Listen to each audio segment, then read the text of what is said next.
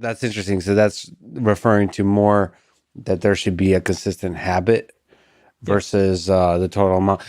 To me, like the entirety of the picture of sleep is similar to nutrition in that it feels like there's so many variables involved and it's so person specific.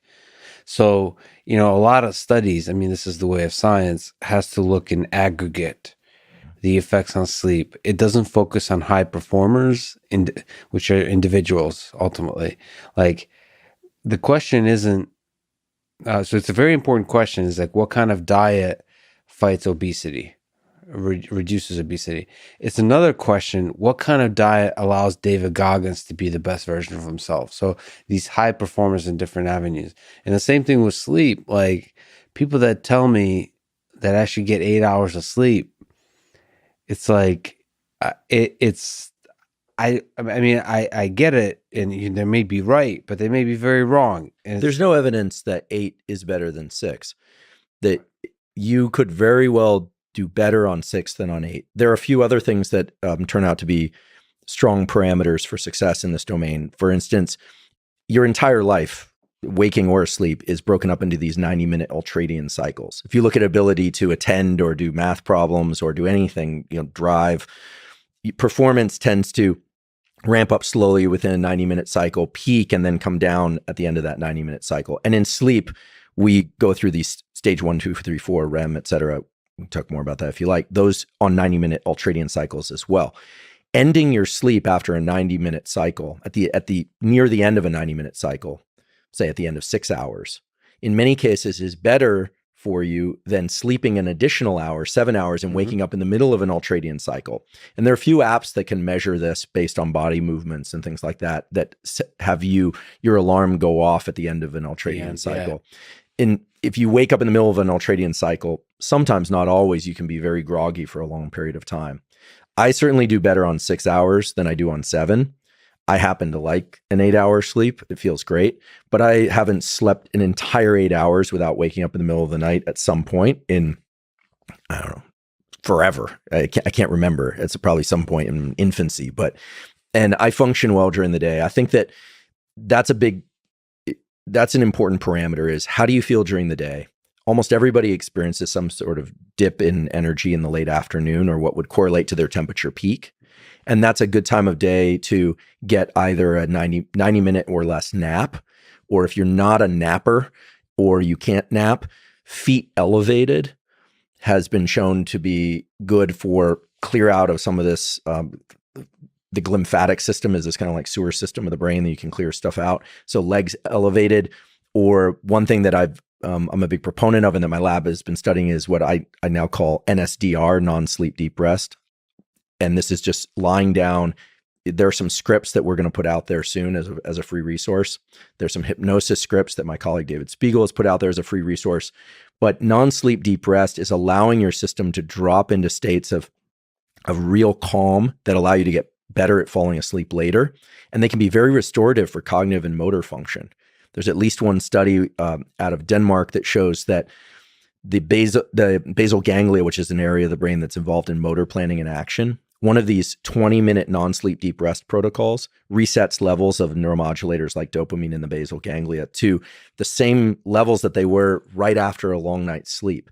So I also respectfully or semi-respectfully disagree with the idea that you can't recover lost sleep. What does that mean? I mean, that there's no IRS for sleep. So what does it mean to be in debt for sleep? If you're falling asleep during the day and you're sleepy, like you're falling asleep, that's a good sign of insomnia. It means you're not sleeping enough at night. If you're fatigued during the day, but you're not falling asleep, so you're just exhausted, but you're not finding yourself falling asleep in meetings and in conversation, then chances are you're fatiguing your system through something else, like a long run in the middle of the night in Boston or whatever it is that you're up to lately at 3 a.m. Yes. There is a magic to the nap. And I mean, maybe you could speak to because you mentioned these protocols that don't necessarily, so they're non-sleep. But to me, the nap, 1 or 2 a day, can almost irrespective of how much sleep I get the night before.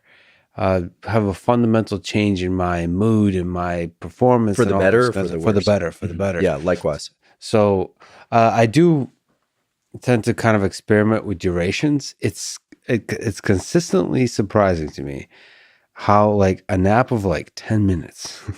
I don't know, maybe you can speak to the perfect duration of a nap, but I find that it's like magic that a short nap does as much good and often better than a longer one for me, subjective What would be a experience. longer one? Longer Uh, than 90 minutes? no, like 90 minutes or but longer than 90 minutes, like 2 hours. Yeah, that's starting to drop you into REM sleep. And even if it's a tiny amount of REM sleep, people can come out of those naps kind of disoriented. Right. I mean, remember in sleep, space and time are totally uncoupled. And so that's an odd state to re-enter the world in if you're not going to stay there for a while, like for a good night's sleep. I think a 20-minute nap is pretty fantastic. Would you say that's if you were to recommend to the general, and it's very weird to recommend anything to the general populace because obviously it's very person specific, but what's a good one where you say to friends? Is 20 minutes a good 20 or power nap? 30 minutes. 20 or 30 minutes because unless you're sleep deprived, you're going to stay out of REM sleep, rapid eye movement sleep. If you're sleep deprived, you'll drop right into it. If you've ever traveled and you're really jet lagged, you go to the hotel, you lay down for 1 second, all of a sudden you're just like, you're in a psychedelic dream, which can be pretty great too. But I think that 20, 30 minutes, and if you can't sleep, some people have trouble napping, then learning to relax the body as much as possible, like trying to remove all expression from your face, completely letting your body kind of float. If people have a hard time relaxing when they're awake, there's some terrific clinically and research tested hypnosis protocols that we could provide links to that are cost-free and that teach you how to just completely release the alertness button and you just start drifting. Now, the problem is if you don't have an alarm or something to go off, the other day I did one and I'm almost embarrassed to say this, but there's a component of it where you actually are supposed to let your hand float up because it's a hypnosis script. Mm-hmm. So it's my colleague, David Spiegel, in the script, he says, let your hand float up. I woke up an hour later and my hand was still floating. Oh, wow. Yeah. And awesome. I was completely relaxed. So hypnosis is just a matter of going deep relaxation, narrowing of context. And it's all self-imposed. A lot of people think that hypnosis is like the stage thing with the pendant and the chicken, people fucking like chickens. Yeah. But real hypnosis is self-hypnosis. You're learning it involves some shifts in the way that the hypnotic induction involves looking up, closing your eyes, slowly, deep breath, and then imagining yourself floating.